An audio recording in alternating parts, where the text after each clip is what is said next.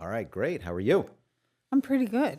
Excellent. I haven't seen you in a little while. It's been a minute. Yeah, we've like rubbed up against each other, done a lot of business together, done all kinds of things together, and it's been a minute. We both of us have been off doing our own things a little bit, I think, building some stuff. I have a lot of questions I want to talk to you about. The first thing I want to tell you is, and I think you know this, but the agent for agent was the idea that I came to you with like 3 years ago. Yes. Do you remember? I vaguely. Tell me, So talk about it. Tell me more about it. I'm going to start with that because that's my Yeah. passion project now. So Okay. I don't know if you remember, but like 3 years ago, at least, I called you and I said, I think I talked to Jamie and then I talked to you and I said, I have this idea, and you told me to do a minimally viable project or product, MVP.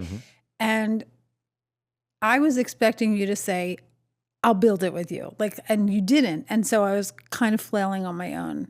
And I gave it some effort.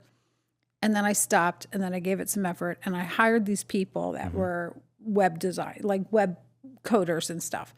But they weren't getting the vision. And it's so important. And I was hiring them and we were meeting and I was saying to them, and they're like, Product oh, but ownership, yeah. And the thing is, and this is something that drives me crazy in general, is I say to people, I'm in real estate and they're like, oh, what's the market like or the house? I'm like, no, that's not what I do in real estate. Like I do production, but not really. I'm not out, like I do there's other things in real estate. And so 10,000 things. there's infinity and beyond things. And that's what I tell my students all the time. And so these guys, they just kept hearing real estate and they kept going to like buying houses. And I'm like, that's not what it is. Right. And so I terminated with them and then I just let the idea just hang out in the back of my head. And then a few months, I don't know, maybe 6-8 months ago, I lose track of time, this woman messaged me on Facebook and she said, can I pick your brain? I'm thinking of building this thing for real estate agents. And I'm thinking, this is another person that wants to pick my brain for free. And I was in this like lack mentality, like everybody wants shit for free and I can't. But then something in me said, do it anyway. Right. And so I met with her on Zoom and we talked. And after a few minutes, I said, are you trying to build out a CRM? And she said, yeah. And I said, then just ask me. Right. And I started telling her all the things and the conversation flowed. And we left it at that. And I said, I have a CRM. I don't love it, but I have it. You didn't build something. You used somebody else's thing. Yeah, I was using somebody else's. Okay. But then they sold to a big tech company who shall remain nameless, and I jumped ship faster than, because I was like, they're not getting my data. Yeah. So I start talking to her about this, and everything flowed. And it sounded great what she was planning to build, but moving CRMs is, it's a commitment. It's like a divorce, right? It's like custody and moving, sharing. It's a pain in the ass. And so I just left it at that. And then a few months ago, back in the fall, I was taking one of my beach walks to like clear my head and, just do my thing. And all of a sudden it hit me, she's the person to build this platform with me. Like she's a tech person, she knows this stuff, and I just got a good vibe from her. So the moment I got home from my walk, because I don't bring my phone on my walks, I messaged her and I said, do you want to meet? And we jumped on a Zoom 2 days later. And I instantly told her about the idea. And I said, do you want to be partners? It wasn't, can I hire you? It was, I just had this intuitive hit. Do you want to be partners? So we're 51-49 partners. And she took my vision and she built this entire thing, and we work so well together, and it's launched out into the world. When did you launch this thing? And talk about what it is exactly. Oh, yeah. I guess I should tell you that. Yeah. So it's called Agent for Agent, and it's a platform that allows agents to connect with each other like a dating site so that they can refer each other business. So agent-to-agent referrals have been around forever. Some people, all they do is referral business, but it's clunky. If you know somebody, if I know you and I send you a referral, it's still manual. Right. And then I got to hunt you down and be like, did you call them? Did you take them out shopping? Did you write an offer? What's going on? What's going on? And then when you close, hopefully I get a check. And there's not even a connection. If you close, it's an honor system, effectively. It's an honor system. Yeah. And the funny thing is, the real estate instructor in me was standing in class one day. This is part of how I came up with the idea. And I was teaching the difference between actual notice and constructive notice. And actual notice means I actually notify you about something. Constructive is I post it where somebody might see it, like I'm recording a deed. And I thought that's the problem with referrals. There's no actual notice. The person that sent the referral has to hunt them down and chase them. So it's the honor system, but it's even worse because I got to chase you down. And then I have to remember I sent out 3 referrals. Like, where am I going to keep them? Another place to log in. So create a system that is like a dating site. It's got a map, it's got profiles, it's got pictures, it's got searchable fields when you're looking for a specific agent. And then you can message them all in the platform, negotiate the referral fee, talk about the client, make sure it's the right fit, send the referral, do all the documents electronically, and then track the entire transaction in the platform so that you get actual notice every time they change the stage. And then it gives them a score, not a pay to play, like you have to pay money to the platform so that you get ranked higher. You get a score based on your performance, and then other agents can find you. And then you just pay us a closing fee. The receiving agent pays us a flat fee when they close. And we also built it on the back of a CRM. So if you need a CRM or you want a really great CRM, you can get that too. This is her CRM that she was building already. Yeah. It was like a freaking no-brainer. And so we built this thing, and you asked me when we launched, and we launched way before we were ready because that's how I roll. I build things as I go along, and that's just how I am. So we've been building the map for a couple of months and getting agents on there, and we soft launched, but then we realized there were some glitches. So we've been testing. I'm exhausted. We've been testing every single night, really late. And we have one more testing day on Friday, and then we should be good to roll. Oh, you're here right now. You're in the you're about like to we're do here. it. Like if someone hears this, sees this, watches this podcast, and signs up, we'll be ready. Yeah. You can send referrals. Awesome. I'm so excited about it. I do remember, by the way, we went pretty deep into this conversation, you and I, a couple of years ago, and we talked about this. Yeah. Absolutely. Yeah. I remember more than you do. But and at the time, I felt this is the biggest lesson, and there's so many lessons in here for me, but one of the biggest lessons is that this is something that I never in a million years thought I could do.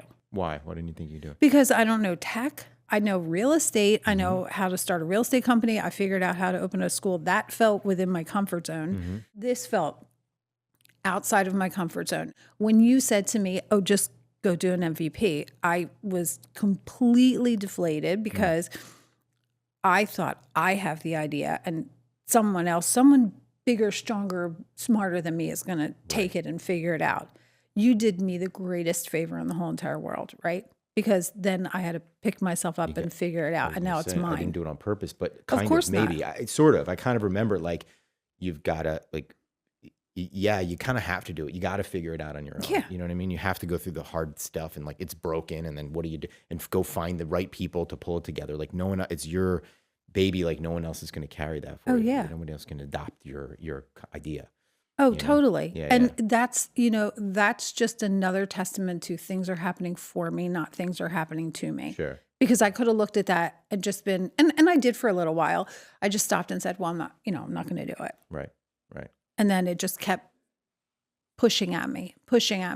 Being a product owner in that way for a technology product, I've found is like, I've gone through phases where I'm like, I've been good at it. And then it's hard because you're talking to, on one side, you're often talking to engineers who are engineering people. And then you understand the market and the people and the product.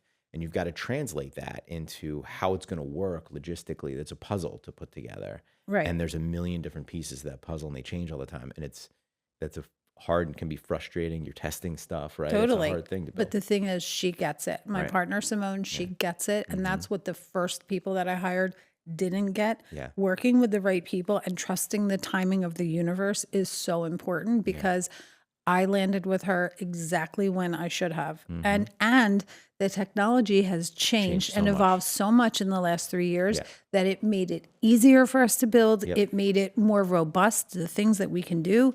And she has a lot of tech, but she's not a straight up coder from scratch. Right. There's a lot of AI used in there. Nearly as much as you used to. No. You can build so much more with AI and with agents now. It's crazy. Absolutely. Yeah. But here's the thing that I learned very quickly. You have to still know what you're doing in order to use. Right. But the way that they put it out on the street is like, oh, you can build a website with AI. Like you're just going to say, build me a website. It doesn't work that way because we sit on these co-working sessions and she'll work on the tech side and I'll work on the marketing side. And I hear her just talking to herself about saying all these prompts to AI and I don't even know what they mean. So, but yeah, it's such a cool process. And there are people already along the way who have tried to poo-poo me. They're like, oh, that won't work. Or, well, how are you getting the word out? And I said, organically. And they said, well, what about Facebook ads? I don't want to. They're like, why? How are you going to grow? Venture capital. I don't want venture capital. Right. And they tell me that I can't do it. And guess what? No. We're doing it. Yeah, you're doing it. We're doing it. Good for you. Thank you. That's awesome. Thanks. First of all, it's an exciting project. Thank you. I It's like so that. exciting. It's a cool idea. Thanks. It's also, now you're building this two-sided marketplace, right? Which is interesting because you need enough, usually in a two-sided marketplace, you got buyers, you got sellers. You need enough product to sell in order to attract buyers, right? And then if you have too much product to sell and no buy, like there's a balance of growing that a little bit here, a little bit there. There's also a science to it. People have built two-sided marketplaces well and successfully before, like follow what they do because they know what they're doing. You know, there's a science to that. There's been a proven kind of pathway. It's a little bit of a two-sided marketplace. It's agent to agent. You need agents coverage, basically, right? That's the seller part, is you need agents that say, I cover, this part of Cleveland or whatever. And so when somebody goes on there to give a referral, there's more than one agent that's in each area. Yeah, so that's where we are right now. So if you're an agent out there, join it. It's totally free to join to get your profile up, and then you only pay at closing when someone sends you a referral. You lose nothing to join this. You lose thing. nothing to join. Absolutely. And the worst case nothing scenario, to join. nothing happens. The best case scenario is somebody goes on, they find you, and they go, hey, I got a referral where you are. Do you want to take this person around and show them us? Absolutely. Right. So. And here's one of the really coolest things that happen. This is just so neat to me. The day we landed on a name and got the domain, I was at my computer with my partner talking about it on Zoom. And my grown son overheard me. He just graduated college and he was on his way out the door to go meet his friends. And he said, what is that? What are you working on? And I hadn't really told him because he's a little bit critical. Like I love him, but he's a little critical. And I'm a big proponent of show me, don't tell me. I don't like to tell people things before the people that are going to doubt you. I don't need that energy. And so I told him because it was out of the box. It was happening. Yeah. And he put his stuff down and he said, this is a really great idea. Tell me more. And he sat with me for an hour. He texted his friends and said he was running late because he was hanging out and he was so into the idea. And he even said to me, like, you have to stop teaching so many classes and you have to do this full time. You have to put more time in this. This is the best, because I always have ideas. A lot of them didn't take off. I mean, I've been in business since I'm 14, right? Yeah. So he said, this is the best idea I've ever heard you come up with. Wow. I was like, this is really cool. But then he said something to me that absolutely changed the trajectory of my life, of this business. He said, Mom, this is going to take business away from Zillow. And I was like, that's a really big statement. And it hit me, but it didn't register, and he was pretty much on his way out the door by then. So it's one of those things that someone says to you, and in the moment you don't realize what it means, but it sticks with you forever and ever and ever. And it's begun to process and grow and blossom. And here's what's evolving, is that agents have for years, ever since we've been syndicating our MLS data to these third-party sites, have been siphoning off our hard-earned money to big tech companies. And a lot of agents, that's how they build their business. They get their ROI, and if it ain't broke, don't fix it. I'm not telling people how to run their business.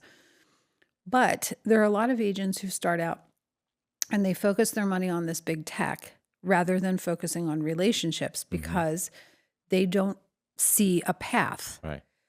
We created a space that is not just going to be a platform for agents, but we also have a Facebook group and we also have a community inside the portal that we do lunch and learns, and we talk about how to build your referral business. Because here's the thing, you don't just have to be the person sitting there waiting for someone to send you business. You can be out in your community building relationships with people who are planning to move out of your area. Right.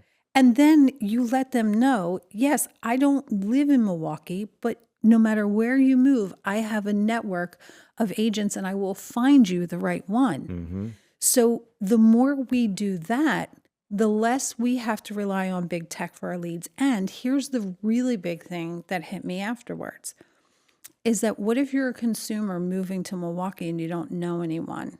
You go online and you look at houses and you click on the house and it sends you to the agent who paid the most amount of money to that platform.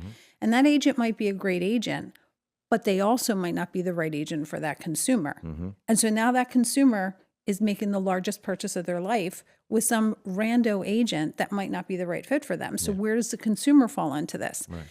And so this platform is really and I'm not leaving the industry yet, but it's my legacy to the industry, because this is so big. This is not just, I created a CRM or I created a platform. Like this is going to take a huge part of our business back. And as much as people are leaning on AI, which is, it's here and it's not going anywhere, I'm leaning the other way into the human connection. There's too much content out there with AI that's created. It's like, where is the human connection? And that's what I'm leaning into. And it's just taking on a life of its own. I think I don't know if we're seeing it, but I'm feeling it too, like in the world, certainly in myself, of like a certain level of fatigue. You mentioned content, too much content. There's way too much content, and it's garbage content because it's blather, like AI blather. And there is like this, I think everything kind of comes full circle, right? Like styles and music and whatever. If you live long enough, it all comes. But you see, like, and you need like a couple of years to, you need some time to be able to look back and recognize that, that, through 2 decades or whatever, that, 3 that you start to see things come back around, and they always come back around. They always come back around. And people get fatigued of things. And I think that, one thing, it's funny, like people that spent their time in college, like learning how to code, the engineers, that they're the ones in the biggest trouble right now in the job market, right? That's the most threatened role out there, is not mechanical engineering, but engineering, right? People who code, people who write code, very threatened industry. And, who's not threatened are like the idiots who are out there partying and creating relationships, the sales people, those are the people that they're not as threatened because they have human relationships, and that's never going to go away. Like there's a depth of connection with human beings. It's never going to go away. What's really never going to go away is resilience. This is what I try and tell people, because some agents out there are scared. Yeah. And the resilience is never going to go away, because no matter what happens in the industry, no matter how it changes, people were flipping their minds over the NAR settlement agreement. It was 2 years ago, right? It wasn't even 2 years ago. Right? I watched that case for 2 years as it led up to I knew about the case. I watched it early on, when nobody was really paying attention. I was like, this is very meaningful. This is the most meaningful thing that's going to happen in a long time. And it kind of was, but it was a big fizzle, right? Nothing happened. Yeah. Because at the end of the day, like, if you're a seller, you don't have to pay. Right. But if you want to get someone to do something, you need to compensate them. And if you don't compensate them, they're not obligated to sell your house for you, show the house for you. Right. So don't pay them and don't sell your house. That's up to you. Yeah. Why? I don't understand what the big deal is. And all the people that freaked out, and I was one of them in the beginning, because I don't like change sometimes, but I knew that it was going to be okay. Didn't feel like much of a change. Yeah. And the only winner was a law firm. That's it. Of course. They're the only winners in all this stuff. Don't even get me started with it. But the conspiracy theories that are going on in my head about what that lawsuit was really about. That's a whole. Yeah. Anyway, so I like the human connection. So what's the name? You tease the name. Agent for agent. Agent for agent. Yeah, and it's a 4. It's the number 4, agent for agent. Okay. And that was a domain name issue. I wasn't trying to be coy. No, that's okay. Yeah. I like that. So we had to do agent for agent. Yeah. There's different, there's rent to sell. There's other brands out there. So it's agentforagent.net. And it's so, and this is the other thing, it's so pretty. The interface is so pretty. Like, I told Simone what I wanted, and then she showed me, and I actually cried. I was like, you took it out of my brain and you made it on the computer screen. And it's just lovely. It's beautiful. AI's made it so much easier to make nice interfaces and UIs and design. It's just amazing. That's so awesome. So I'm super excited about it. So where's your balance now? We'll talk about all this stuff, because you've got a brokerage. I do. And you've got at school, real estate school, which I want to talk about the sort of the synergy between those things and the business model around those things. And now you've got agent for agent. Yeah, which they're all connected. It's a trifecta. Right. So I want to talk about the business model and kind of how you see them all fitting together, because agent for agent, it seems like it's its own. It's going to get bigger than a local. Yeah. It has to be. Yeah. It's national. Right. We got our first person from Hawaii. We got someone from Minnesota the other day. It's so cool to watch the pins pop up on the map. That's cool. If you're an agent, listen, you should be out there doing everything that you can do that might bring you business, and spend a little bit of time here and a little bit of time on all these things. And some of them you'll find don't work. And so, later you can leave those alone and focus on the things that do. but you've got to try everything, Yeah. right? And then dial in on the things that Yeah. clearly are working and are worth more of your time. So when something like this comes up, especially something that doesn't have a cost to it, it's one thing if there's some high barrier to entry. There's no cost. There's no cost. So it's kind of, you'd be like a fool not You'd to. be silly to Right. not. It makes zero sense. No, not to. everybody should. Right. Everybody should join it for reals. Yeah. Yeah. That's great. How many things are even out there anymore where there's possible lead generation or, also kind of networking there with other agents that are free and available? I mean, there's stuff, but I don't know how many new things are coming up. Yeah, there's a few. I mean, there's a few pay closing lead generation companies, but they're different because they're out there generating leads and then they're selling them to you. And there's nothing wrong with that. I've done them in the past in slow times. But this is the age, this is connecting with other agents. Right. And one of the things that I say, and I taught this week, I taught 14 hours of CE plus my pre-licensure. And it's CE cycle. And I love CE because I get agents in there in the classroom. And we were talking about how your relationship and your reputation with the other agents is more important than it is with clients. We collaborate. And there are some agents out there who, and I feel for them because they're full of ego and insecurity. And so they feel like they're in competition with everybody, but we're not, we're collaborating. Yeah. And so this space, why I said this is my legacy is because this is what I firmly have believed from day one. And it's been almost 29 years in the business. And I've believed from day one that we all work together. And that's why in hindsight, I didn't think about it ahead of time, but in hindsight, that's why I teach. I never understood why in my business as a title company, we run up across other title companies all the time. We have to get, letters of indemnity or reach out to people or whatever. There's various reasons why in every business you have to, communicate with competition or, your competitive, whatever. And my job in running my business is to recruit human beings. Some of those human beings are clients, and some of those human beings are people to work for the company. Sure. That actually is first, is people to work for the company, because, those people, the right ones will bring clients with them, and that's where we focus too. And so it's just about, and the only way we have a great business is to have absolutely A players. That's all I care about. That's all I want is A players. That's my number one thing. And if other things have to suffer in my time and I have to make choices in time, I choose that, and the other stuff is lesser in the priority list. And so for that to happen, the turning point becomes when people hear of us and they reach out to us and say, I want to come work for you, instead of us hunting them down and trying to sell us and tell them how great we are, is when they come to us, or when attraction versus recruiting, or when we go to them deal. and find them and they go, oh, I know who you are. Like, I've heard of you and I already am interested. That's it. That's when the turning point kind of happened for us, when we really felt that was happening. Like, we feel that happening in circumstances. And that's in what you put out there in the world, content and other things. And it's how you treat people, your own people internally, like how you run the business and how people are happy working here, and there's, and also the reputation that you have with other people. That's probably more important to me. I think it's not that it's more important. It's above on the priority list, like looking for clients, because if that's taken care of, the looking for clients part gets a lot easier. And that's the turning point of anybody, no matter what you sell. And we all sell something. I don't care what you do. Everybody sells a thing.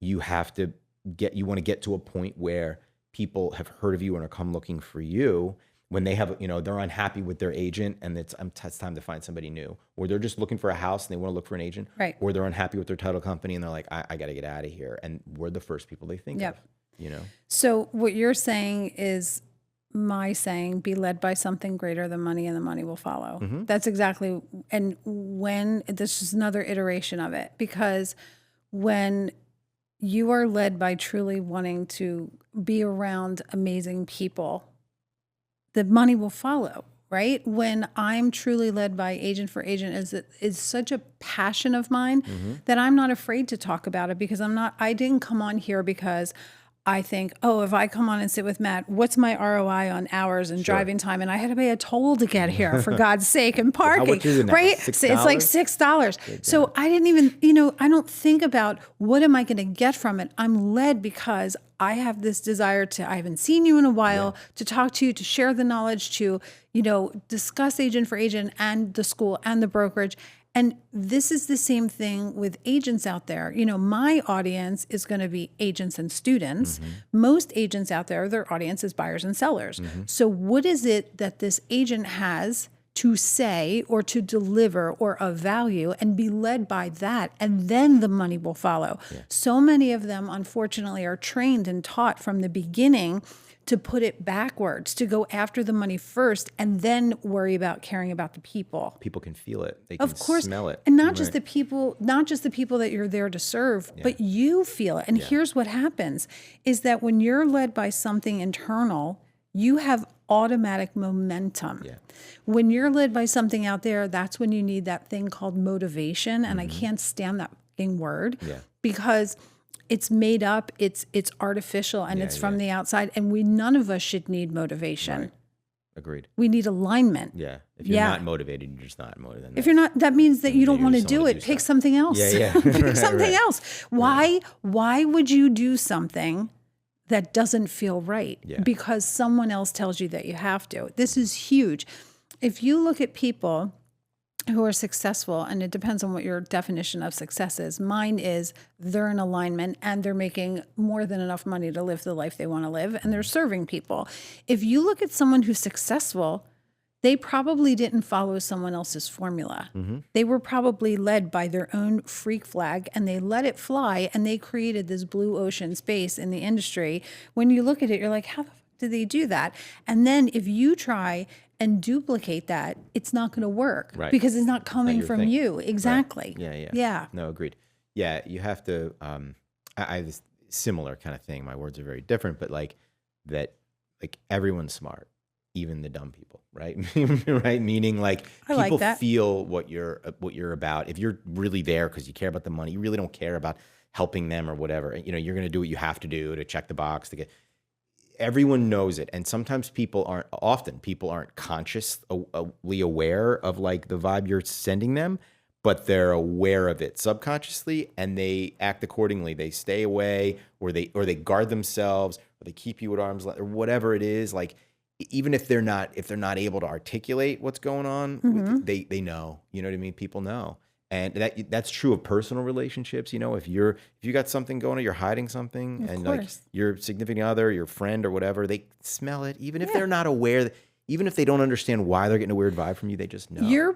Our brains there's like millions of bits of information every second out there all the time. Just sight, sound, smells, colors, vibes, energy, all this stuff. Our brains can't take it all in. So our filter, our reticular activating system filters down to 7 to 9 bits of information per second. And that's how we see the world. And so if you, in line with what you're saying about vibe, that's what your intuition is. Yeah. So of course we feel it. And the other thing is that it's not just going to be the people that you're talking to that feel it, but you feel it. Yeah. Who the wants to go through their life being out of alignment with yourself? Yeah. You have to be a person that really wants to, you know, some people are trapped in their own, like, you know, stuff. It's ego. I don't know how else to explain that. It's ego. Pretty much everything is ego. Yeah. Yeah. And when you are free from that and you could just flow and you could just go, everything falls into place. But there's that T word, trust, and it's hard to come by. And people misinterpret what when you say ego, right? You and I know, I think people misinterpret what ego. People think it means, well, when I have an ego, I'm like, I think I'm hot shit. Versus, you know, but that's not really ego. Ego is the sense of yourself where sometimes people's ego shows up, you know, strongly where they're afraid of, you know, to go try things and do things. That's your ego telling you can't do it. That's your ego too. Yeah. Like your ego is just is yourself talking to yourself. Yeah. You know, your ego is thinking that other people's opinions of you are any of your business. Right. Because they're not. Right. They're just not. Yeah. 100%. That's all. Yeah. And the more you shed your ego, the more free you become, the more you're going to fly. But it's a skill. It's something that you can craft it and shape it like clay. I was having this conversation with someone yesterday who works in my organization, who's amazing, really great at her job. And also business development isn't primarily what she does, but that's part of like what, and she's like a little bit timid or afraid to come right out. And people are coming to her and like, you're amazing. I love working with you. I'm going to work with you again.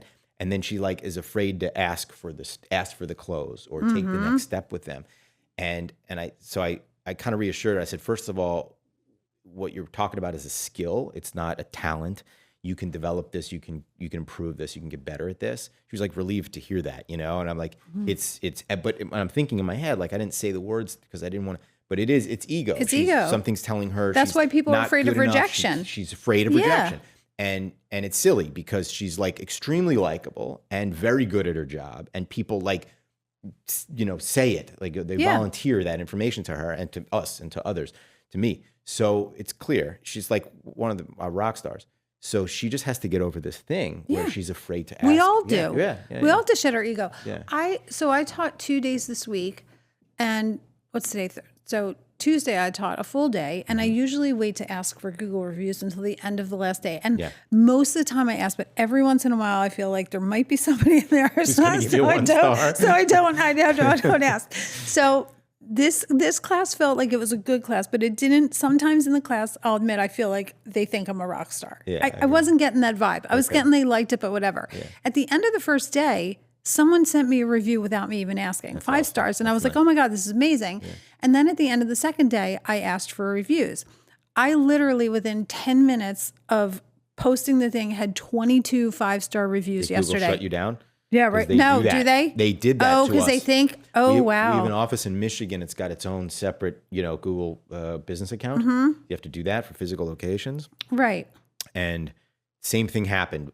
Our team there asked for people that we have done, our clients and people that we know, like, can you send us reviews so we can get 20-something reviews in a few hours? And they shut us down. They didn't shut me down. I fight Google to get how long did it take for them to shut you down? Am I past the danger point?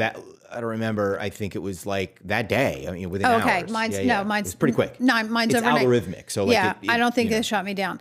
But I sat on my couch last night, and after my meeting with Simone, I was exhausted, but I answered every single one because I read it and I savored it, and I just was in this space of gratitude. And here's exactly where it comes along the same story as with your employee, is that I know I'm really fucking good at what I do, but sometimes I doubt myself. Sure. And then I'm reading these reviews, and it's ego. It's like I'm reading this and I'm thinking, I touch people. I made freaking CE enjoyable. Right. And I walk around so many times, and we all do this. We doubt ourselves. Yeah. And what would happen? This is my new favorite thing that I'm playing with. I've thought about this before, but it came up in class yesterday. One of the women was saying that when she cold calls people or calls people in her CRM, she'll get into a conversation, and then one of the things she'll say to them is, what would you do if you won $1 million? And first of all, I want to change that to 10 million, because $1 million is right. It's $1 million isn't what it used to be. Yeah. Maybe. That's like from Think and Grow Rich, right? Right. So what would you do if you had $10 million? And the thing is, when I think about what would I do, mine is the Powerball. I play the Powerball from time to time. And I don't think I'm going to win, although that would be probably lovely. But you walk around for 48 hours like, maybe I'll win. And just that daydream is worth the $2. Right. But what I've noticed over time is my daydreams are no longer about what I would buy. Right. They're about who I would become. Yeah. And who you would become? Who I would become. Why would you become someone different? Because this is what's so interesting, is that if money were not an issue, right? Like I talk to people sometimes about money mindset, and I say, if you had all the money in the world, you wouldn't have to worry about anything. If you sold everything and moved into a hut on the beach and spearfished for your dinner, you wouldn't have to worry about anything. Right. It's opposite sides of the same coin. The feeling is freedom. Who would you become? And so when I say, who would I become? I mean, if I didn't have to worry about anything, if I was just purely free and never, because no matter how much money we have, don't we sometimes have to think of decisions based on how much it will cost? Of course. Well, to a point. To a point. And depend on how much money you have is going to depend on the degree of that decision making. Sure. But what if you didn't have to? What if you were completely free? What if you were completely free of the paradigm that you have to work and live in a house and do the things, and you just were the person? I have a friend of mine, a past client, I sold her house a few years ago. The next thing I know, she divorces her husband. She shuts down her law practice. She sells all her shit. She rents out her house, and she's on a 422-day trip around the world, staying in tiny places, posting on TikTok every day. I follow her story, and she's writing a book. Wow. She had a whole She like just, revelation. she just, I'm ripping it all apart. that's freedom. Yeah. That's freedom. And if you think about money because what you want to buy, that's fine. Mm-hmm. But why do you want to buy the thing? Probably because you want to feel better. Why do you want to feel better? And what it usually always comes down to is some version of feeling better for having the thing that the money bought, which usually leads to freedom. It's the feeling of that you get, like It's the feeling. It's not the money. And when you take away the money piece of it and you focus on the feeling, your ego starts to disappear. Yeah. Yeah, no, you're right. That's a really hard thing for people to kind of do and adjust to. I think there's no, if I've thought about this like a long time ago, there's no stuff, right? There's only experiences.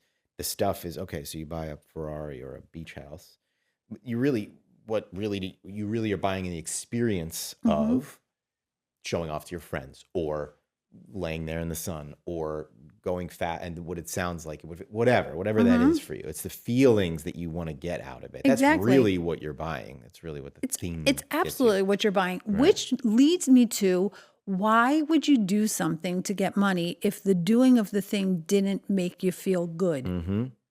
Right? You're making yourself feel shitty in order to get money. The money is so that you could feel good. Why not just feel good? Why not skip the whole capitalism rat race and just do the thing that feels good? And maybe that will lead to money, and maybe it will lead to spearfishing on the beach and living in a hut by choice. Right. Yes. And I love how you say not but, because it's not right. No, it's not about, it's an and. Okay. The and is that I think that human beings are naturally competitive, largely, and that there is a competitive spirit to people, and they want to win. That's why sports exists. That's why, and for people who don't play professional sports or like business, that competitiveness, somebody can be just as competitive that can't dunk a basketball. You know what I mean? They can do something else, and people like to compete. And the more you compete, it begets wanting to compete even more and win, you know? And so I think that people can be passionate about that, you know? And that's a feeling that people like to win, right? Just winning and competing, I think is a All feeling. right. I'm going to take the other side of that. And I'm going to say, I think that's man-made. I don't think, now there might be some prehistoric thing about competing to make sure we all get food and survival and that kind of thing, but I'm not competitive. I'm not competitive. In fact, I like to know that I'm the cooperative component in someone else's manifestation, meaning I come here to talk to you, and sure, I want agents to join Agent for Agent. I want you to join Agent for Agent, right? I want them to, because I believe in it. It's going to grow and it's going to make me money. But there's also something really freaking cool here about the fact that I'm talking to you, and now something I say might spark an idea in you that's going to lead you to something great, right? And the thing is, there's enough for everybody. Sure. So I get that there's competitiveness, but I also think that a lot of it is man-made by the 1% to keep us busy. That's just what I think. And you can edit this out if you want. No, I like this conversation. I think people are different. So I think that some people are naturally going to be more competitive. Sure.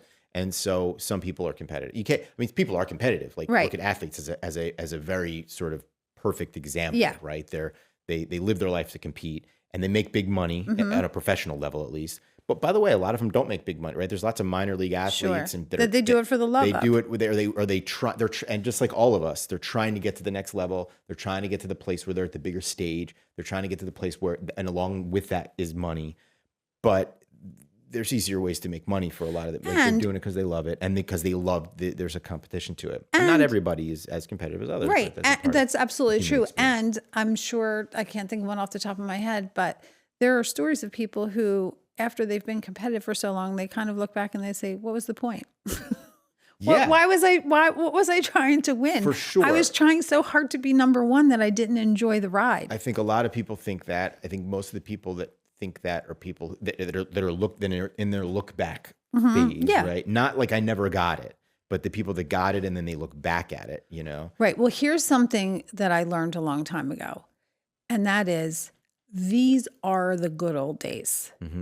Like always. Always. Right. And so that's really hard to, now that I'm old, right?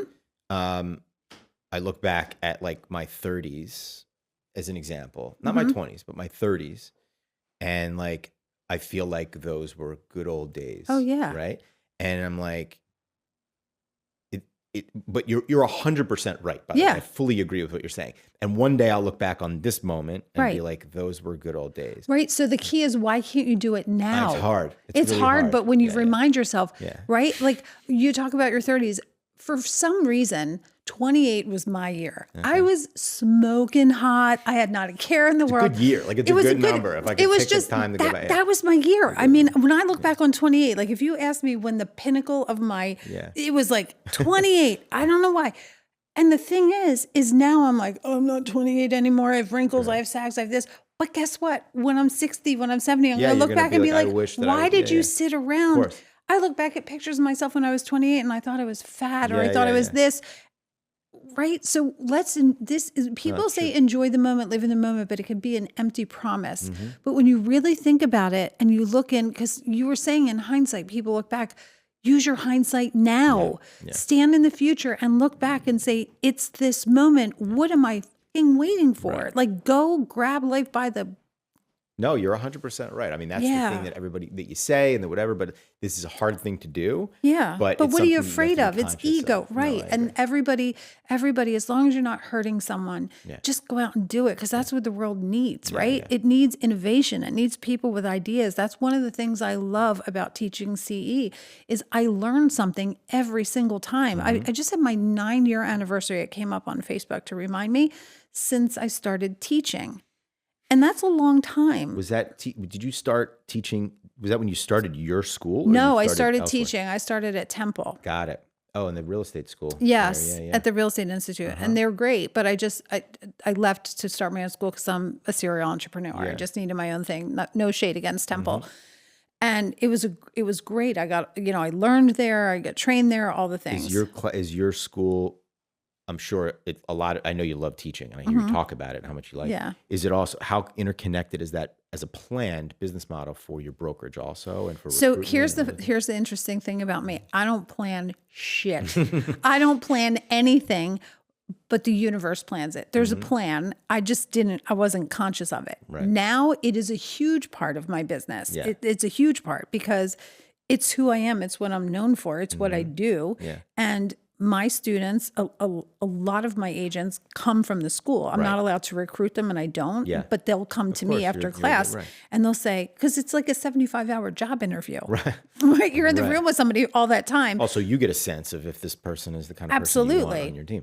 Yeah, I've had to turn a few people down here and there, and there are plenty of people who don't come to me, but there are plenty of people who do, and we end up having a great relationship, working relationship. A brokerage is the same thing as I described earlier, building a business, finding the best people you can possibly find out there, absolute A players who are going to kill it, and bring other good people with them, and bring clients with them, and just do an amazing job for you, like maintain your reputation, all of that stuff. Like if that's all you do, and I do nothing else, I'm doing the right thing, I think. Absolutely. That's what being an entrepreneur or business owner is. Yeah, it's really what it is. And you can do that as an independent agent as well. You can scale. There are ways that you can scale. There's all kinds of things that you can do.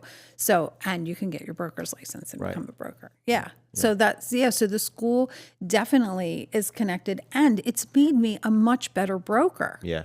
I'm sure. Because I know my shit. Yeah, you have to. And I have to. I read the RELRA 5 times a year, more during CE. I read the contracts. I'm always up on things. I go to Harrisburg to PAR meetings. I'm always paying attention to the industry. It's what I do all day, every day. Yeah. I just recently started being able to be comfortable saying I'm an expert. Because I am. Only recently? Yeah, recently. Really? That's what we talked about. For a long time. Thanks, I do too, but I've only been recently able to say the word like without to say it without feeling like I'm bragging, and that's ego, and that's that's one of the things that we have to get over. Yeah. And agents need to be able to know that they're experts when they're out in the marketplace, even if someone looks shinier on social media than they are. For sure. That also means they have to become experts. You got to put in the work to become an expert. You got to put in the time. You have to understand. And for an agent, that is the market primarily, right? Understanding what is value and what things are worth. And then also there's, transactional elements to the, to real estate. Obviously, real estate's super transactional. And I mean, our side of the business is contract to close. And that's what we've, as a company and as a person, have focused my career on, what we become experts in. Right. But I think that a lot of realtors, I don't know what they teach. I took a real estate class. I mean, I got my license many years ago. Yeah, just to When I Do you was still young, have it? just to have it. I never practiced as a realtor. Do you still have your license? No. Oh, okay. Because I was going to say, if you do, you have to take your CE. I have one class left No, before the I deadline. don't have it anymore. But years ago, I took it just as because I like finance and I like real estate. I didn't know what I wanted to do. Sure. So this was just a step one easy thing to like. Let me just part go of your take a class journey and figure it out. I don't remember what was taught there in terms of like the logistics of a transaction, and I don't even remember what was taught there. I literally took it. Yeah. I don't want to say how long. Most of the people that sit in my CE class don't remember. Right, sure. And I say to them all the time, you're supposed to remember, but you're out selling houses all day. Yeah. I'm reading the contracts all day. Yeah. So that's why it's important to take CE and keep up with the laws because there's a lot of them. We're highly regulated. There's a lot. There's a highly regulated. I do want to say one thing though, for the people who out there who are not data driven like myself, yes, it's important to know your market. However, there are also other values that you can bring to people. Even like for me, if you say, how's the market? I'm always like, good. Like depends on, because I really think that I'm an eternal optimist. Yeah. If you ask me about market stats and absorption rates, I always have to look it up again to remember what it is. And I'm not a stupid person, right? But I have other value. And the thing is, I'm not saying you don't need to know what's going on in the market. You do, but you don't have to regurgitate data and stats to be of value to people. You have to know what you're really good at, and you have to know how to ask for help. And when people come to me and they're totally data driven, I'm like, I'm not your person. Yeah. Yeah. I'm not your person because I'm not going to be able to recite stats to you. I'm just not. They make my version or my opinion of stats is beware of the statistician who drowned in a river with an average depth of 5 feet. That's my take on stats. So there are other values. Well said. I think that real estate has become not dissimilar to, if you look back at like financial planning industry, the accounting industry, right? There's some differences there, but like 5 years ago, like when the commercially available internet really became, a thing. What do you need a financial planner anymore, right? You don't really need a financial planner. The average person, you can go to, Vanguard and open up a fund for free and just put your money there and it's, whatever. But it's such a stressful, important thing in people's lives and they don't trust themselves. They're not experts in this area. They're out there saving and making and they want somebody who can guide them. Sure. And it's really about a personal connection and trust more than anything. For an accountant, if you have a business that's a little bit different, it's complicated. But for most people that are W-2 employees, you go on TurboTax and that was the concept of and everyone said for a long time, like, oh, CPAs are in big trouble. There's going to be way less need for CPAs. By the way, right now there's more demand for CPAs and less supply than ever. There's like no CPAs coming into the industry. Oh, really? Yeah, like talk to your accountant. Like they will tell you this. Like if you have an accountant with a firm that's a growing, finding good people that are CPAs is like impossible. Like nobody wants to become a CPA. It's not sexy anymore. Nobody wants to do that anymore. And the need for accountants has not diminished at all. It's been the opposite. It's similar, right? For a lot of people, there's a trust. There's like taxes. Like, I don't want to get in trouble with the IRS. I don't really understand that. You do it. It's worth a couple bucks or more, whatever that is. Similar with buying real estate. I think that although and talk about coming full circle, it's coming around now a little bit where we went from like back in the day, there were deal sheets and like deals were privately held by brokers, right? You had to know this agent or that broker to know what was on the market in a certain place. And the buyer and the seller didn't know the sales price. Right. Not everybody had the same information. Then everybody had the same information. The MLS, like everyone had the same information. Now that's starting to, there's at least a trend to make that move a little bit in the opposite direction where brokerages, right? Which are now becoming large rolled up brokerages, the Compass thing. Real just bought Remax, or they just announced they're going to buy Remax. So these things are happening, and they're making moves to own their own information and pull off of an MLS or like a central kind of a database of information. So it's moving that way too. But we went for 20 plus years where everyone knew everything. The only but it's trust.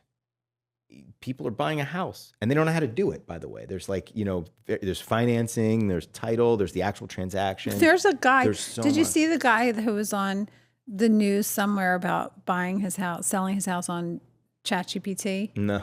So there was this guy and he asked ChatGPT to walk him through the entire transaction. He went under contract, he sold his house, he had an attorney bless the contract and he considered it a win. And my thing is two things. First of all, Some real estate agents see that and freak out. And I'm like, I'm not freaking out because there are plenty of clients to go around and he's clearly not my client. I'm not worried about him and I'm not spending money and time and energy on focusing on the people that don't want to work with me because then I'm missing all the other things. And the second thing is he considers it a win, but he had to sit there and go through the whole thing and he has no idea if he did well or not. He has no idea. And what he might have gotten for his house. And maybe and he it's did not just the money. win. It's not just the money. It's the relationships. Like here's the thing people are missing with AI. So I look at, you were talking about how things pop up, right? I look at business as bamboo. Bamboo. Like the shoots that shoot out as it grows. But bamboo doesn't just shoot out. It grows underground in all different directions for years without you seeing it. It looks invasive because all of a sudden then 5 miles down the road, 90 feet in the air within weeks. Sure.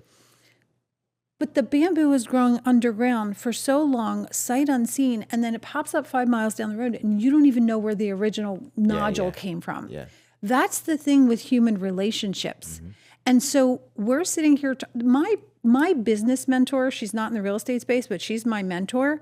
I found her on some random podcast that like 7 people watched 7 years ago, 6 years ago. I found her. And then that thread led to one thing. She has changed my life and the people that I've met in our coaching group and everything have beyond it right?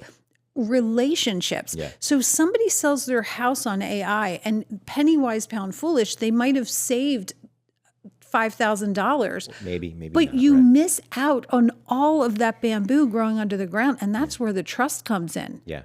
And if you have trust that in relationships and the universe and the quantum and energy and vibration, and if you don't have trust in it, you're missing out because it's a law of the universe. It's real.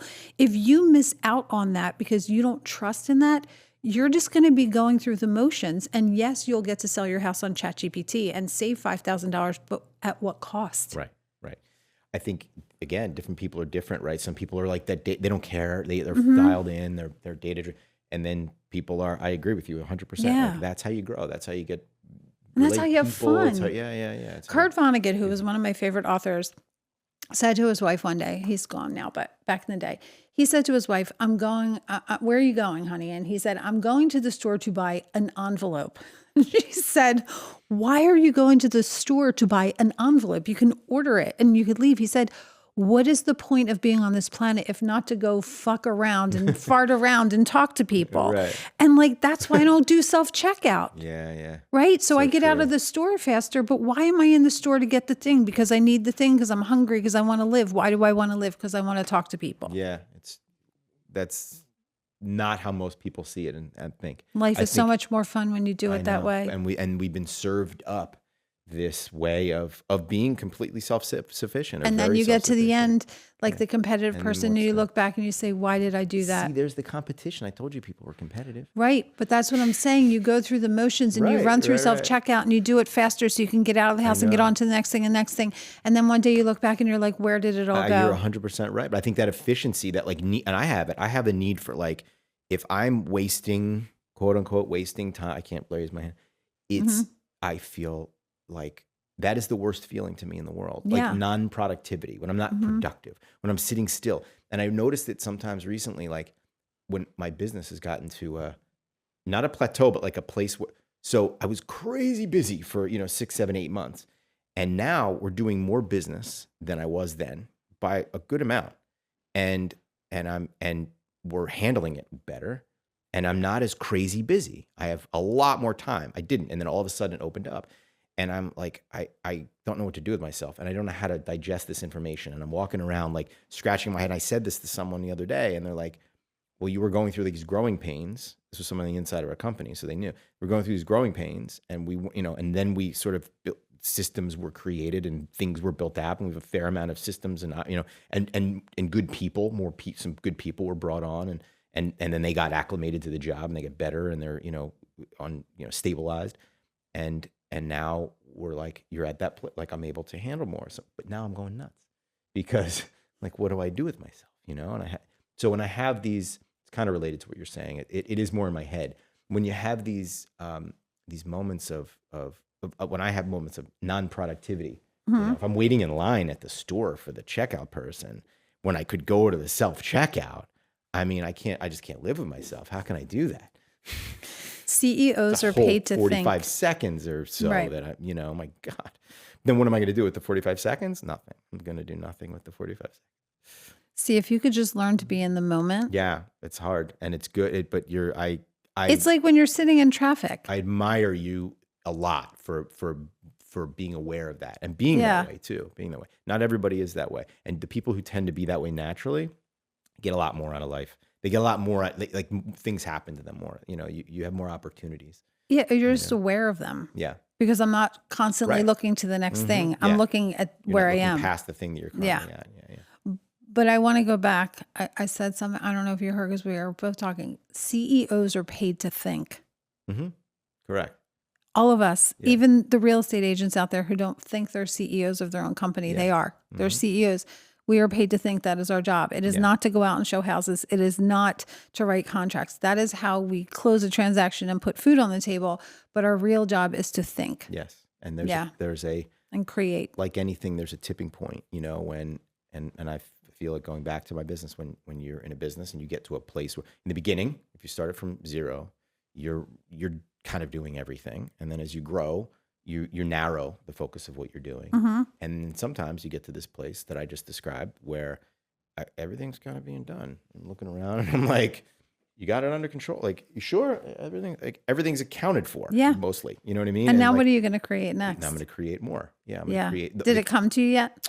In the space? That's what the space is for. And it's not a new thing. For me, it's not a new thing. I want to continue to build on the business we had because I love it and because it's fun and because we've only just scratched there's so much more that I want to do with it.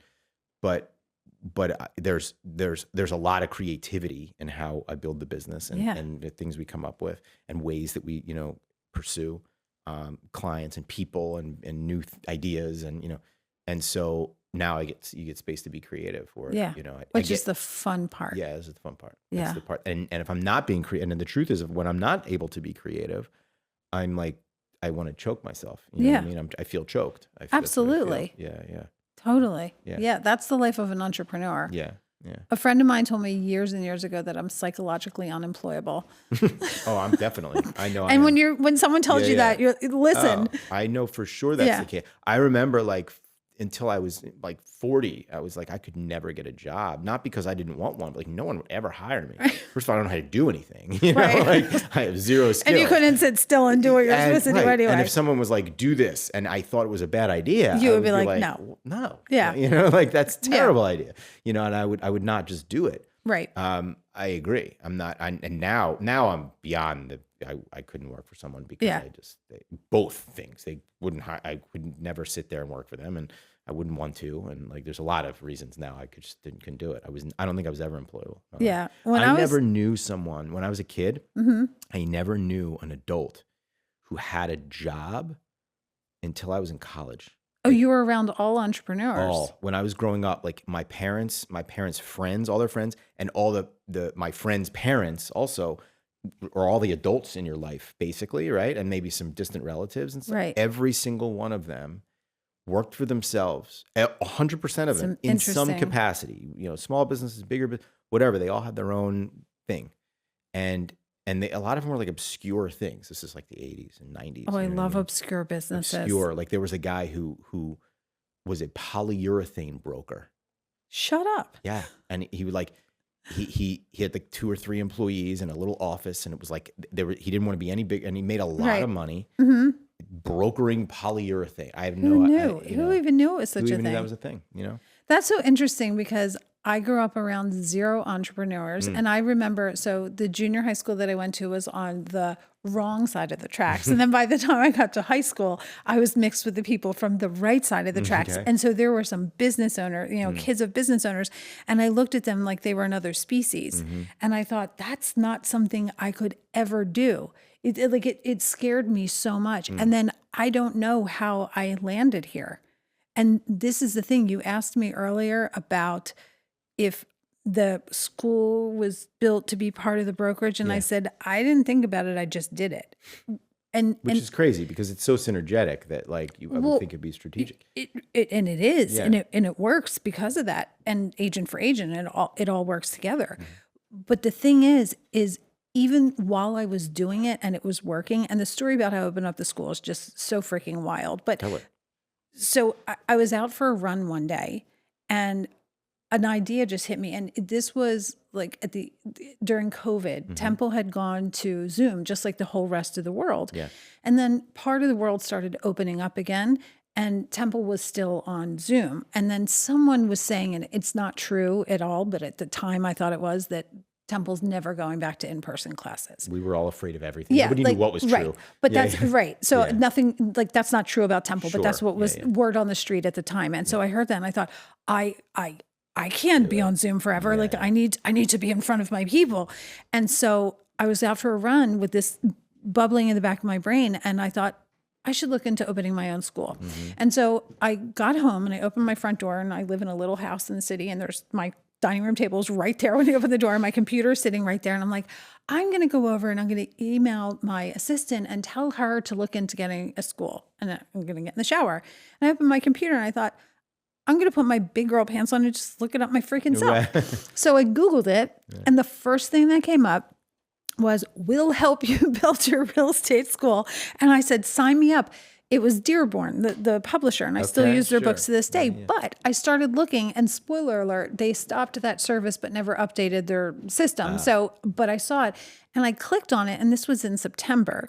And I clicked on it, and it talked about REIA, which is Real Estate Educators Association. And I know what REIA is because it's in our textbook, but I never really paid attention to it. And because of COVID, their annual conference was moved from summer to October, which was 2 weeks away from the moment I was sitting there. So I said, sign me the F up. I joined, I jumped on a plane. I went to, our first one, I think, was in Atlanta. I went to Atlanta, and I filled out the paperwork for my school. From the day that I sat at that computer to the day I got licensed by the state was 34 days. Yeah. Wow. Everything fell in line. The space that I rent for my office, the next door condo was opening up.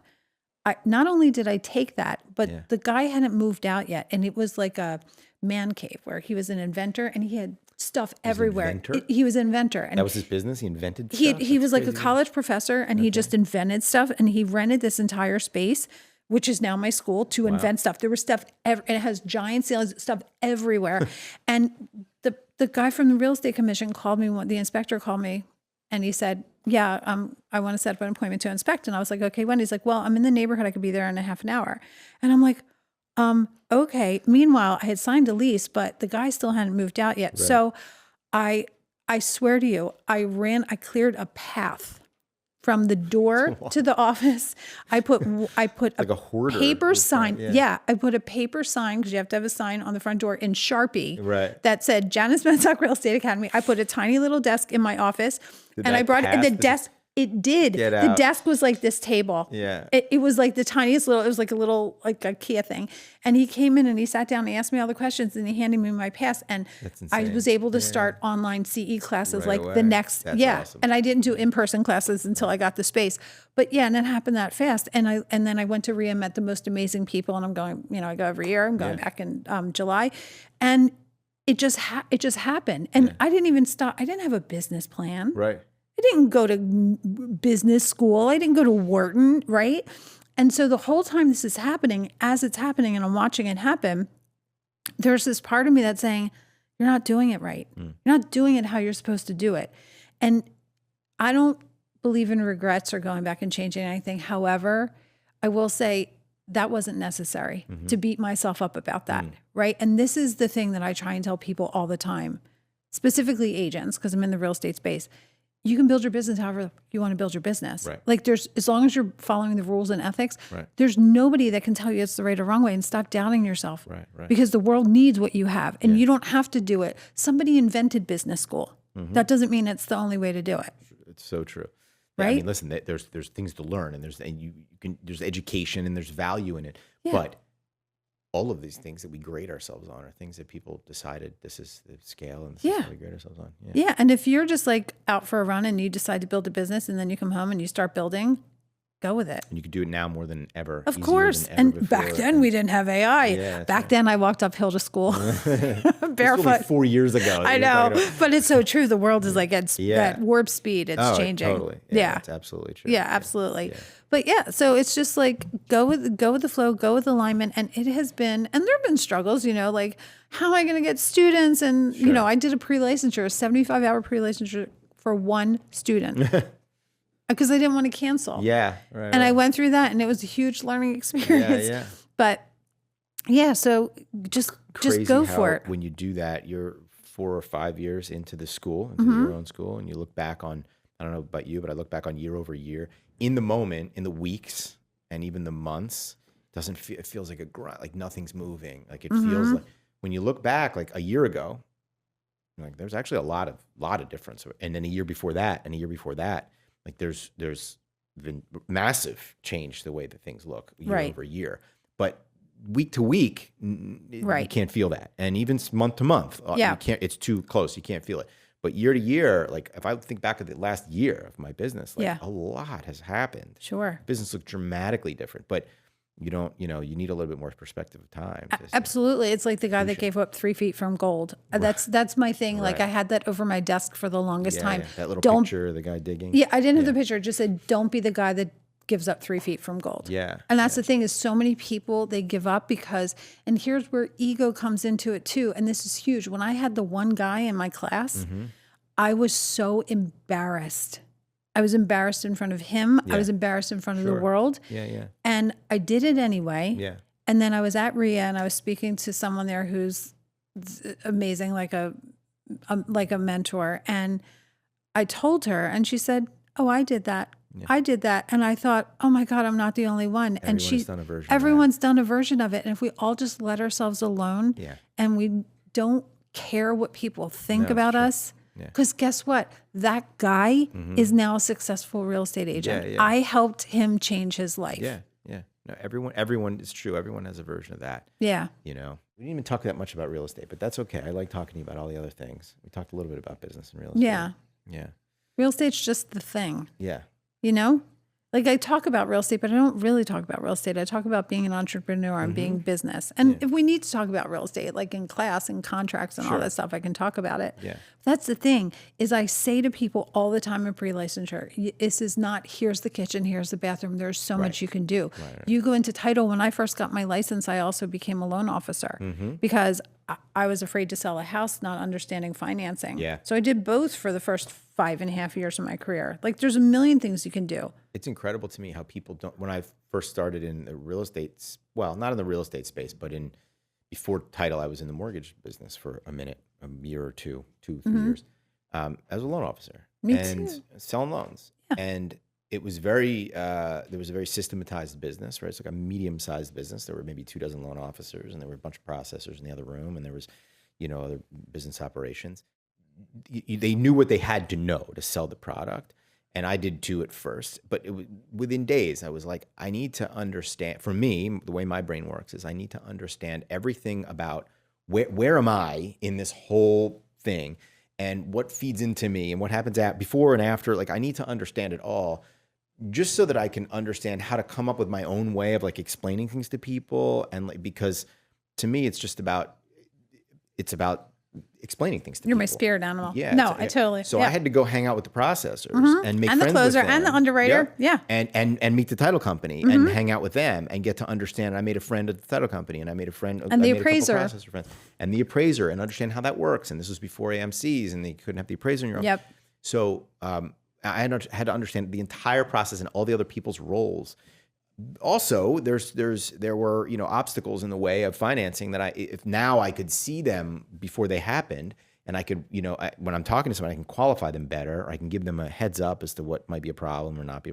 It just made me better at the job. Yeah. And then ultimately made me interested. Well, that's not why I was interested in getting in title, but that's why But that's what happens when you talk to people and you explore. Yeah. Right. So my youngest son, who I love him dearly. This is a different son. Asher. Yeah, I have two. Gotcha. So my little one, who's not little, he's in his 20s. My my Asher, he's the one that if he were the firstborn, he'd be the only child. Like I love him, but and when he was, I don't know, 10 or 11, it was in the middle of the summer, and I don't remember where Jack was, my other son, and Asher wanted to go to one of those escape rooms. And I had zero desire to go, but he just was like, I want to go, I want to go, I want to go. And it was a Tuesday morning at 10 a.m. We ended up at an escape room, and it was just the two of us. And it's supposed to be a group of 10 people. Yeah, that's really. And it's supposed to be this whole thing. And if you've ever been, you do the clues. It's hard for two people with one as a 10-year-old. That's a hard thing. Right. Yeah. So, and I'm claustrophobic. So I'm getting in this room, and I got in there, and I was like, it was okay because it wasn't teeny tiny. Yeah. But the people told us, we're going to be watching, and which made me feel better if you need help, because I was like, what if I need to get out? And they said, they told us the rules, and they said, if there's a red sticker, don't touch that thing. Like some of the things are just part of the actual building. Right. And you're supposed to read the clue, solve the clue, and it'll lead you on to the next clue. So I'm standing there stressed out, not wanting to be there, reading the clue, trying to get through it. And Asher is running around, pulling at everything, pushing everybody. And I'm like, stop. By accident, probably. Well, I'm like, stop. I'm getting all crazy. I'm sweating. Yeah. I'm worried we're going to get in trouble. And within 10 minutes of being there, he pulls some lever, and the freaking bookshelf opens up, and there's a whole other anteroom, and we go in there. That's supposed to take an hour to get to the second room. And like in 5 minutes, he got us out. Yeah. And I was like, and we got out there, and he said, are you still mad at me? And I went, oh my God. And now he's really my guiding light. It's like, be like Asher, because that's how you get lucky, is by being curious. Read, and I tell this to my agents all the time, read every document, ask every question. When you go to a settlement, read the freaking documents. Like, you might not be able to do it there, but I could explain an entire closing package to someone, not because I'm so smart, which I am, but because I've read all the documents. And then if I have a question about it, I'll ask the title company. For the longest time, I didn't understand accruals. They just made me, I passed it on the test somehow, but it made me crazy. And finally, Jamie explained it to me one time, like the 50th time, and I finally got it. And now I can explain accruals, right? So it's like these things that you think you don't understand, you think you're not good at, you're afraid of, feels like resistance, and just read, be curious, and the world opens up to you, just like that bookshelf. So many people don't do that, which is so fascinating to me. That like that when I was telling you, as a mortgage, and then I wanted to get into title, and I was before I got into title, I was doing settlements on my own, and then had a company doing settlements. So I a notary company, physically going to closings. Yeah. But we were like I had closers. We were doing closings for other title companies. That's awesome. And lenders, national lenders. And I went to my title friend and I said, "Can you bring me a package, an entire package like that? Closed, like that you took to the table." And he did. And I printed one off also from the mortgage company that I was working for. And I just took it home and I read it. I read the whole thing. It was 150 That's pages. What we do on Friday nights. I read the whole thing. Everybody else is out there partying, and we're reading contracts. I read every paragraph of the mortgage because I wanted to understand what it was actually saying. Of course. And then now you're not afraid of them. And now when people are like, most of the, now I can tell someone what a mortgage means, or note, or any of the documents in there in one like kind of concise sentence. Because you understand it. Correct. And then they don't have to ask the whole thing. And if they do want to read through the whole thing, no problem. I can do that too. And I used to do that when I first started. I used to walk through every paragraph of the mortgage, not read it, but like explain what it was. I realized nobody cared. They didn't really want to know. Right. That's on them. Yeah. So it got shorter and shorter. My thing. Now I haven't done a settlement in a really long time. But I don't understand how people, you have to read out all the things, know all the things around you. Yeah. If you're a realtor, you got to understand what title is. Yeah. People have no idea what title companies do and what the value is. How do you choose? How do you understand how to do business with a vendor if you don't know what they do and you don't understand how to measure their value? Right. That's a big thing. Absolutely. Yeah. Lenders too. Anybody, not appraisers. They don't get to choose. Yeah. It's not the sexy side because there's no like house porn for title. And I think it's pretty sexy. Yeah. You think so? I think so. You're going to have to, that'll be your new slogan is we bring the sexy back to title. Yeah. I think it's sexy. And not to bring it back because I don't know if it was ever there in the first place. But I think it's sexy as a word to describe like something exciting. It's a very, very high pressure, intense business with parties that on the residential side of our business, you've got you got realtors that for them, it's like their commission and this is like a deal and they do 10 or 30 of these or 50 of these a year, but like it's not. And then there's buyers and sellers that only do this once or twice or 5 times in their life. Yep. And this is a large transaction for most people. This is one of the largest things, most complicated things they ever purchase. There's a ton of pressure and there's a lot of cooks in the kitchen. Yeah. There's 6 to 10 parties involved in one of these transactions and everybody has their own agenda. So and we're in the middle coordinating on that. On the commercial side of things, it's a little bit more, the people are more seasoned and more professional. Like there's attorneys and professional buyers of real estate involved that are sometimes large developers or whatever, but they're buying $100 million piece of property or $1 billion piece of property or a $10 million piece of property. The numbers are big and the lawyers are expensive. And, even though this is a little bit more business-like for them, the pressure is, and for whatever reason, part of the human condition, none of this stuff should ever come down to the last minute, but always comes down to the last minute. There's nothing we can ever do to avoid transactions like culminating in the last hours, day, 2, 3 days, no matter how big the transaction. When we first got into large scale national commercial business, I thought it'd be different. It's not. It may be worse. Honestly, like a 9-figure transaction, it's just as hectic, probably more so in the final day or two, or 3 before, the deal closes than a $500,000 house. Oh, totally. Yeah. And you'd think like, guys, you've all done this before. Everybody's doing this all the time. This is what you do for a living. You got a lawyer getting $800 an hour. Like this is what they do. A mediocre one gets $800 an hour. Yeah. This is what they do. You'd think like, why do I want my life to be crazy like that? But that's just the way it is. I'm convinced that it's just a human condition. Then when you put a date on something, like a deadline, that the human brain just can't avoid working around that deadline. They can't do it in advance and avoid working around that deadline. Right. That's why I have my pen to remind me about eating the frog. What is that? So eat the frog is eat the frog is like I hate the words time management, but it's a thing. Eat the frog means if you have something that you need to get done, eat the frog, take one bite out of it and do it at the beginning of the day so that it's out of your way and then you're in flow the rest of the day rather than having it hang over your head, because it's energetically so different when you are all day like, oh, I have to do the thing. Just take a bite of the frog, eat the frog, and get it over with, and the rest of your day will just go so much smoother. Expression.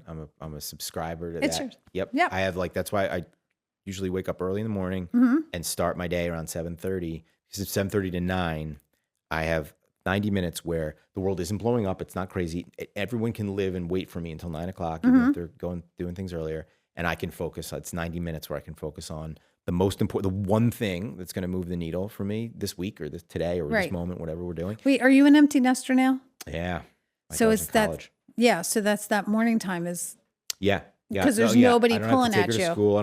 Now my life's totally changed now. Yep. Yeah. I wake up early. I go to my office for this. I go. Yeah, but whatever it is, that's a huge thing and seasons in your life because I remember when my kids were little, and if you would have said that to me, I would have had the shakes. Like I can't do that. And so it's really important. Yeah, it's really important for people, for me to acknowledge that that's not everyone is in that season of their life.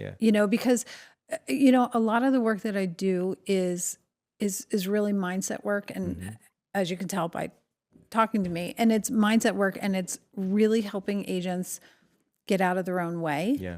And one of the things that I'm always conscious of is when I say something like, oh, this works, do this, there are people out there who now go into their shell because they know it can't work for them. And I always want to acknowledge those people and say, this is a season. And if it doesn't work for you, find another way, find a parallel universe, find something that works for you rather than focusing on the thing that we're telling you to do. It's the process of finding something that works, because that traps, that can, no bad intentions on our part, but It can just really trap people. No, I agree. Yeah, no, I know what you mean. And your life changes over time, of course. Yeah. And your kids, when you know, whatever, you're saying, it's changed a lot since it's been 2 years now and Is it almost 2 years? Time 2 flies. years. Yeah. Yeah, because my kids are grown, but they still stay with me some of the times. And as much as I love them, they stayed out last night. So this morning was like, oh, I could just I could do whatever I want, you know? So it's that different energy, that different feeling. Yeah, totally. Yeah, it's the same thing. I've just some in the summers and in the, whatever, but and during breaks, but that's getting, and it'll become more and more different over the next couple of years. Absolutely. Who knows what happens with that. Yeah. I don't know what the next part is and what happens next. She's gonna make you a grandpa. Yeah, slow down. Right. The few things that can happen before that, hopefully. Yeah. So agentforagent.net. That's the agentforagent.net. Agent number four agent.net. Yep. Awesome. Cool. Yes. I love talking to you. I love talking to you too. Do it again. Absolutely. This is I feel like we can go on forever. Yeah. And do you like coach people also, not just your school? Yes, but I don't like the word coach. Okay. I like the word consult. I like that. Yeah, or activate. It's just this thing I have with the word. Coach to me is someone that says, get down and give me 20. I gotcha. And that's not me. I'm someone who activates and helps people get out of their own way. Activate, I like. That's good. Yeah. So it's really like an activation session. All right. Cool. Absolutely do. Yeah. Awesome. I love it. Cool. Great. Thank you. Thank you, man. It was so good to see you. Absolutely. All right, cool. Cool.